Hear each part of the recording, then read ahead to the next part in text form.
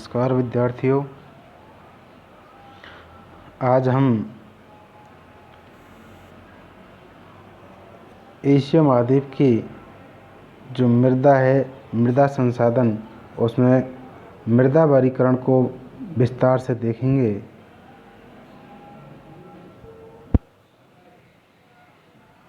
जिसके अंतर्गत हम मृदा क्या है, संक्षेप में इसको प्रभावित करने वाले जो कारक है, निर्धारित करने वाले कारक हैं, उनका भी मौखिक विश्लेषण करूंगा। साथ ही एशिया महाद्वीप की जो क्षेत्रीय विविधता है, उस क्षेत्रीय विविधता के कारण यहाँ पर जो मृदा वर्गीकरण पाया जाता है या मिट्टी के जो प्रकार पाए जाते हैं, उनका मानचित्र के माध्यम से एक एक को विस्तार से विश्लेषित करेंगे। यह बीए पार्ट 3rd ईयर के paper first regional geography of the world, विश्व का प्रादेशिक भूगोल के अंतर्गत है। चलो आगे हम देखते हैं। सामान्य परिचय आपको बता दें पहले।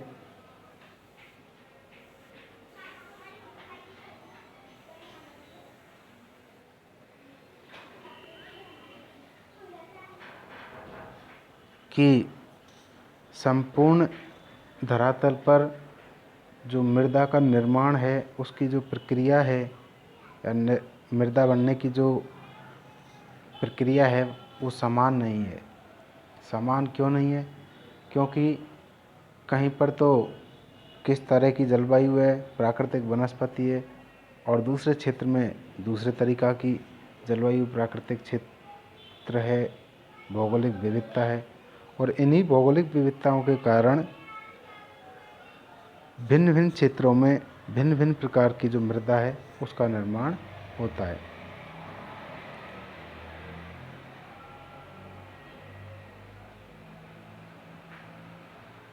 और भिन्न भिन्न प्रकार की जो मृदा है, उनके निर्माण में जो इसके सहभागी कारक हैं, घटक हैं, उनकी भी जो प्रकृति है, उनका भी फर्क पड़ता है। एशिया के संदर्भ में हम देखें तो एशिया महाद्वीप का जो क्षेत्रीय विस्तार है, वो बहुत अधिक है, क्योंकि ये विश्व का सबसे बड़ा महाद्वीप है क्षेत्रफल की दृष्टि से। और जब क्षेत्रफल की दृष्टि से सबसे बड़ा महाद्वीप है, तो इस बात का स्वाभाविक है कि यहाँ पर जो स्थानिक विविधता है, चाहे हम क्षेत्रीय विविधता के रूप में उसे देखते हैं, तो वो उसका होना स्वाभाविक है। अब ये क्षेत्रीय विविधता भौगोलिक दृष्टिकोण से भी है और धरातलीय दृष्टिकोण से भी है, जलवायु के दृष्टिकोण से भी है, प्राकृतिक वनस्पति के दृष्टिकोण से भी है। और ये सारे ही तत्व तो हमारी मृदा निर्माण के लिए उत्तरदायी कारक है। भाई, जितने भी मैंने अभी कारक बताए हैं, जिन दृष्टिकोणों से हम देखें तो कि हमारे एशिया महाद्वीप के अंतर्गत प्राकृतिक वनस्पति हमने पढ़ी है, जलवायु हमने पढ़ी है, भूआकृतिक विश्लेषण हमने पढ़ा है, भूगर्भिक संरचना के बारे में भी विश्लेषित करते हैं। और इन सब को हम देखते हैं तो हमें स्पष्ट हो जाता है कि जैसे दक्षिण का जो क्षेत्र है, मान के चलो हमारे एशिया महाद्वीप के अंतर्गत ही हमारे देश को ले लेते हैं, भारत देश को, तो भारत में जो भूगर्भिक संरचना है, वो उत्तरी एशिया के जो क्षेत्र है उनसे भिन्न है। इसी तरीक़ा से भारत की जो भूआकृतिक संरचना है, वो बाकी एशिया से भिन्न है। इसी प्रकार से हमारे यहाँ की जो जलवायु है, वो बाकी एशिया से भिन्न है। वनस्पति है, वो बाकी एशिया का जो महाद्वीप का क्षेत्र है, उनसे भिन्न है।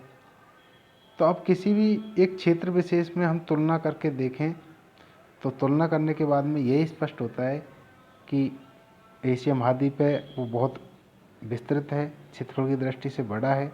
और बड़ा होने की वजह से यहाँ पर भौगोलिक दृष्टि से, भूआकृतिक दृष्टि से, भूगर्भिक दृष्टि से, जलवायु की दृष्टि से, प्राकृतिक वनस्पति की दृष्टि से विविधता है। और विविधता है तो इन्हीं विविधताओं के कारण जो क्षेत्र विशेष में विशिष्ट प्रकार की जो मृदा है उसका निर्माण होता है।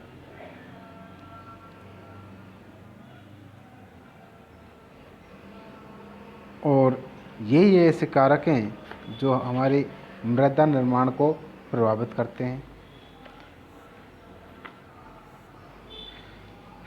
तो इस सामान्य परिचय के बाद में हम आगे चलते हैं एशिया महाद्वीप का जो मृदा का सामान्य वर्गीकरण है।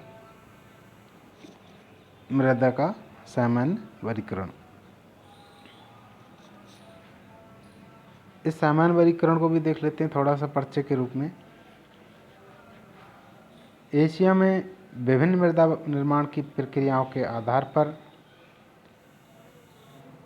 मृदा वैज्ञानिकों, भूगोलविदों ने संपूर्ण क्षेत्र को सामान्य मृदा वर्गों में निर्धारित कर विश्लेषित करने का, उनका नामकरण करने का, उनकी प्रकृति विशेषताओं को निर्धारित करने का विश्लेषण किया है।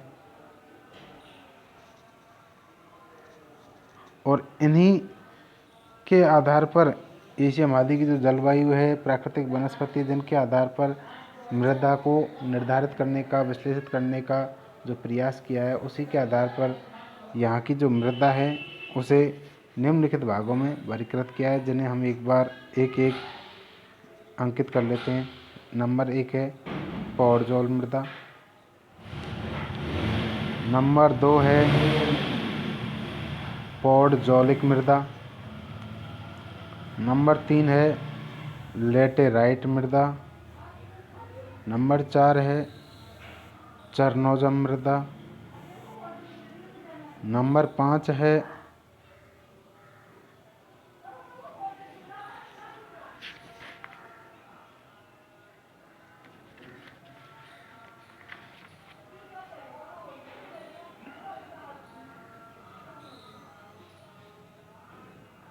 चार और 5 पे एक ही मृदा का नाम लिखने में आ गया है, तो 5 पे भी चरनोजम ही है, ये दोनों एक ही है 4 और 5 पे। नंबर 6 पर है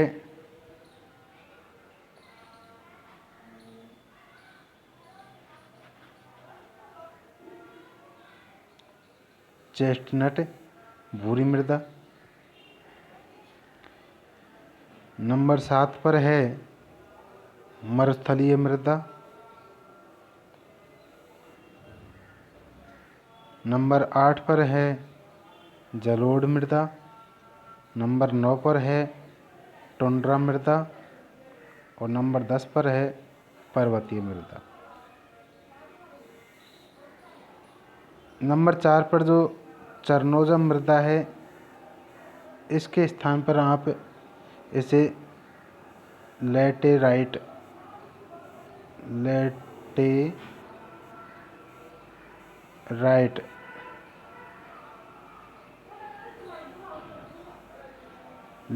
मृदा पढ़ने का कष्ट करें। नंबर 4 पर जो चरनोजम मृदा लिखा हुआ है, इसकी जगह लेटेराइट।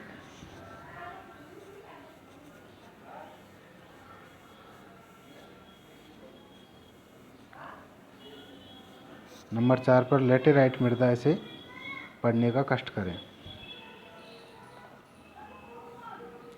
अब हम एक एक विस्तार से विश्लेषण कर लेते हैं एक एक मृदा का। तो सबसे पहले है पौडजोल मृदा।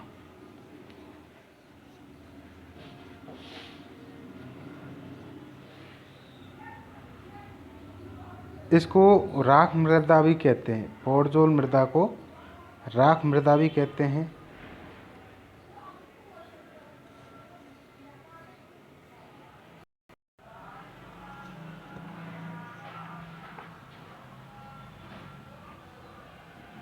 पौडजोल मृदा को हम राख मृदा भी कहते हैं। इस मृदा में जीवांश पदार्थ और चूना है, उसकी कमी पाई जाती है। जो पौडजोल पदार्थ है, इसमें जीवाश्म और चूनों की कमी पाई जाती है।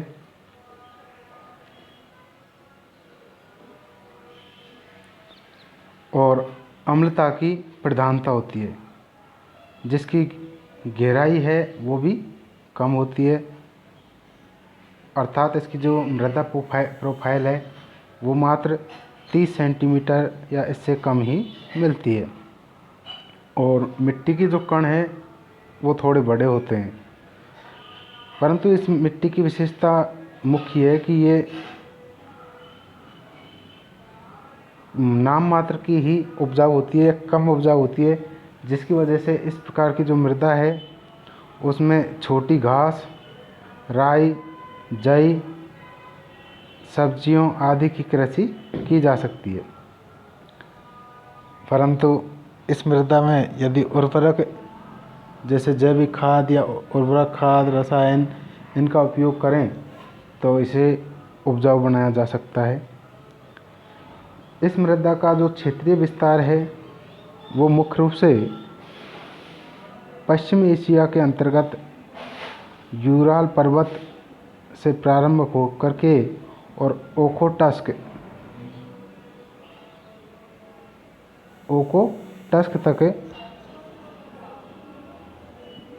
पाया जाता है, जिसमें साइबेरिया, मंचूरिया, उत्तर कोरिया, उत्तरी चीन, अल्टाई क्षेत्र और जापान का होक्काइडो द्वीप ये इसके अंतर्गत आ जाते हैं। अब इसे हम मानचित्र के माध्यम से भी देख लेते हैं कि पोडजोल मृदा है वो मानचित्र में स्पष्ट आपको दिखा रहे हैं। ये खड़ी लाइन जो रेड गोले के अंतर्गत है, ये जो क्षेत्र है पूरा एशिया महाद्वीप के अंतर्गत पोडजोल मृदा का क्षेत्रीय वितरण है। ये यहाँ यूराल पर्वत है और यहाँ यूराल पर्वत से लेकर के इधर ओखोटस्क तक इस मृदा का विस्तार पाया जाता है। और इसके अंतर्गत अधिकतर साइबेरिया का क्षेत्र, मंचूरिया, कोरिया, होक्काइडो द्वीप, उत्तरी चीन ये क्षेत्र इसके अंतर्गत सम्मिलित है। तो ये एशिया का जो मृदा वर्गीकरण है उसमें पहली मृदा पोडजोल मृदा का क्षेत्रीय वितरण और उसका विश्लेषण हुआ। अब नेक्स्ट है पोडजोलिक मृदा।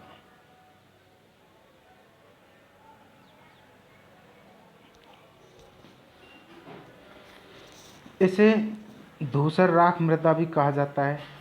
पोडजोलिक मृदा को धूसर राख मृदा भी कहा जाता है और यह मृदा की पोडोजाइलेशन की जो प्रक्रिया है उससे बनती है।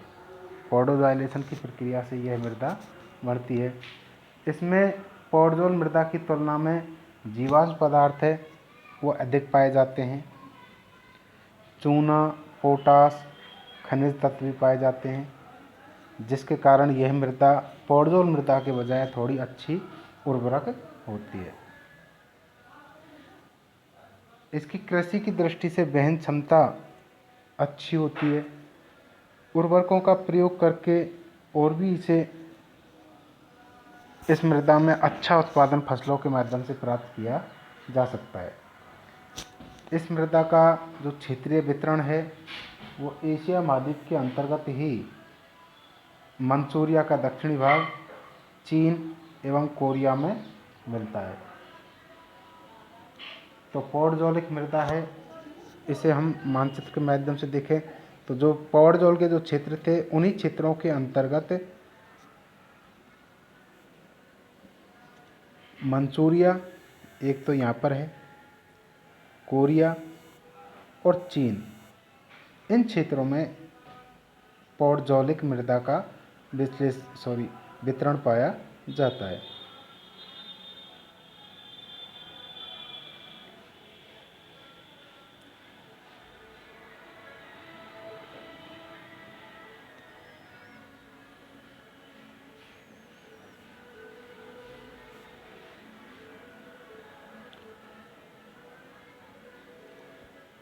पूर्व में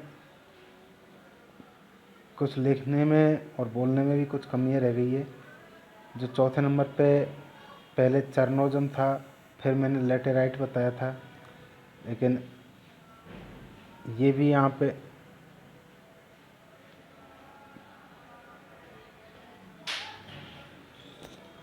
इसे अवॉइड करने का कष्ट करें, क्योंकि इस जगह पर जो मृदा का नाम है वो दूसरा है और मैं उसे बिल्कुल अंत में विश्लेषित करूँगा।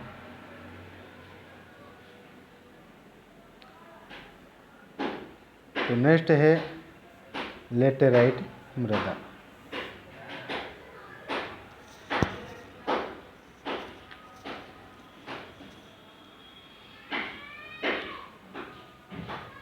इस मृदा को लेटोजोलिक मृदा भी कहते हैं। यह भूमध्य रेखीय उष्ण आर्द्र प्रदेशों में मिलती है।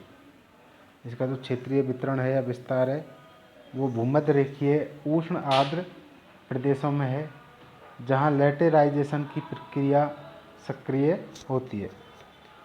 इनका जो क्षेत्रीय विस्तार है वो इंडोनेशिया, मलेशिया, कंबोडिया, श्रीलंका एवं दक्षिणी भारत के अंतर्गत है। लेटेराइट की जो मृदा है इसका क्षेत्रीय वितरण मुख्य रूप से इंडोनेशिया, मलेशिया, कंबोडिया, श्रीलंका एवं दक्षिण भारत में है। इसमें उर्वरता की कमी है। कृषि योग्य उर्वरता का निरंतर निस्खलन होता रहता है और इस मृदा की जो प्रोफाइल है या मृदा में संस्तर जो विकसित होते हैं वो लेटेराइजेशन में निस्खलन एवं अपवहन के द्वारा विकसित होते हैं। इस मृदा के अंतर्गत लोहे, एल्युमिनियम, मैंगनीज के ऑक्साइड अवशेष हैं वो ऊपरी भागों में स्थायी रूप से जमा हो जाते हैं और जिसके कारण ही ये मृदा है थोड़ी कठोर हो जाती है और रंग है वो भी लाल हो जाता है। इसलिए इस मृदा को उष्णकटिबंधीय लाल मृदा भी कहते हैं। लैटेराइट मृदा के अंतर्गत अर्थात इस प्रकार की मृदा के अंतर्गत जीवाश्म है उनका पूर्णतः अभाव पाया जाता है।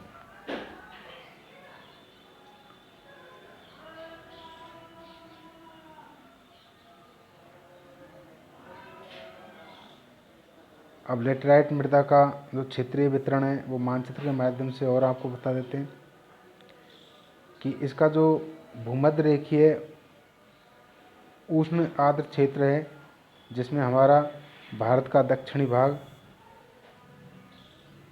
इंडोनेशिया, कंबोडिया, मलाया, कुल मिला के इस क्षेत्र में ही यह मध्य में इस मिट्टी का वितरण पाया जाता है।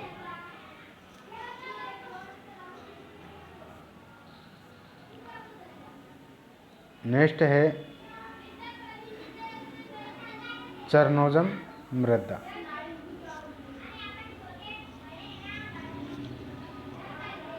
यह मिट्टी संयुक्त राज्य अमेरिका की प्रेयरी सदृश मृदा है जो पेडोकल वर्ग की है, इसमें जीवांश की मात्रा पर्याप्त होने के कारण इसका रंग थोड़ा काला होता है, कण है वो बारीक होते हैं। चरनोजम मृदा का जो वितरण है ज़्यादातर अमेरिका की जो प्रेयरी क्षेत्र है वहाँ पर जो मृदा है उससे मिलती जुलती विशेषता है, जिसके कारण चरनोजम मृदा को प्रेयरी मृदा के नाम से भी जाना जाता है।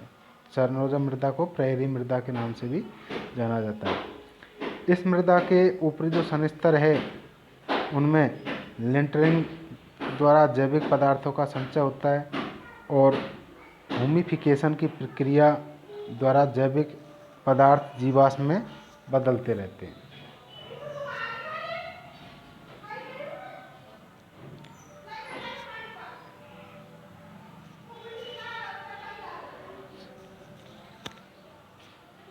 इस मृदा के अंतर्गत मुख्य रूप से जो फसलें हैं वो अधिक उपजाऊपन के कारण अधिक उत्पादन पैदा करती है और जिनमें गेहूँ, जौ, जई, कपास आदि मुख्य फसलें हैं, जिन्हें हम विश्व के जितने भी घास प्रदेश हैं उनमें हम देखते हैं कि गेहूं का उत्पादन है बृहद पैमाने पर होता है और उन घास प्रदेशों में प्रेरी प्रदेश भी है, और प्रेरी प्रदेश की जो मिट्टी है उसी के आधार पर चरनोजम मृदा है, इसे प्रेरी मृदा भी कहा जाता है। एशिया के अंतर्गत इस प्रकार की जो मृदा का विस्तार है, क्षेत्रीय विस्तार, वह मुख्य रूप से साइबेरिया के अंतर्गत जो स्टेपी तुल्य जलवायु प्रदेश है उस क्षेत्र में, जहाँ स्टेपी घास भी पाई जाती है। मध्यवर्ती एवं दक्षिणी भारत और शीतोष्ण घास प्रदेश जो कैस्पियन सागर अरब सागर के उत्तर में स्थित है, इनमें चरनोजम प्रकार की मिट्टी पाई जाती है।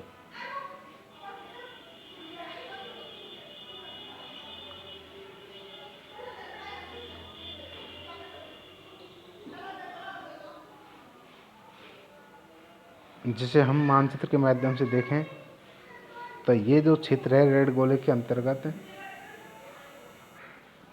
ये स्टेपी घास का मैदान क्षेत्र है और इसी क्षेत्र में इस प्रकार की मृदा पाई जाती है।